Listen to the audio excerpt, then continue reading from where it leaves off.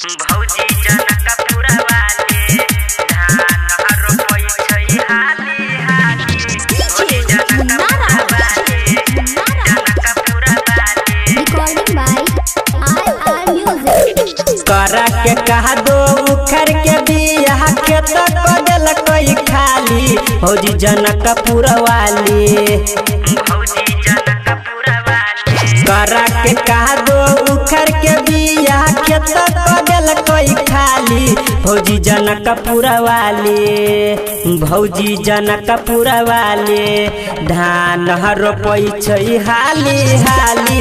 भौजी जनकपुरा वाले धान रोपै छै हाली हाली। भौजी जनकपुरा वाले भौजी जनकपुरा वाले। Recording by RR music. भौजी जनकपुरा वाले धान रोपै छै हाली हाली। भौजी जनकपुरा वाले जनकपुरा वाले।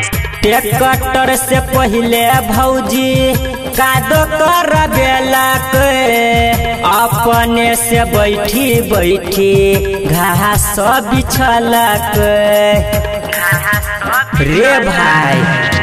ट्रैक्टर से पहले है भौजी कादो कर बेलक अपने से बैठी बैठी घास बिछलक। भौजी के खेतया लागै छै घास रे खूब छिटै छै भौजी यूरिया पोटास रे। खूब छिटै छै भौजी यूरिया पोटास रे। पूर्वी बयरिया में उड़ै छै कसिया हिलै छै कान के बाली। भौजी जनकपुरा वाले भौजी जनकपुरा वाले धान रोपै छै हाली हाली। भौजी जनकपुरा वाले धान रोपै छै हाली हाली। भौजी जनकपुरा वाले भौजी जनकपुरा वाले। Recording by RR music. भौजी जनकपुरा वाले धान रोपै छै हाली हाली।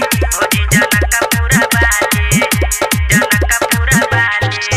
लागै छै भौजी आई डोज पूरा देने रोकने हाथ छै का पसीने पसीने पसीने पसीने।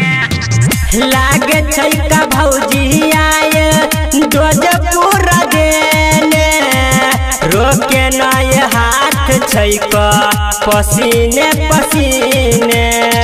उगल छै रोद पूरा केने बुरा हाल रे रोपै में भौजी तैयो तेने कमाल रे। धान रोपै में भौजी केहने कमाल रे। राइटर राजा चमन जी ठाकुर देखे के बजबै ताली। भौजी जनकपुरा वाले भौजी जनकपुरा वाले धान रोपै छै हाली हाली। भौजी जनकपुरा वाले धान रोपै छै हाली हाली। भौजी जनकपुरा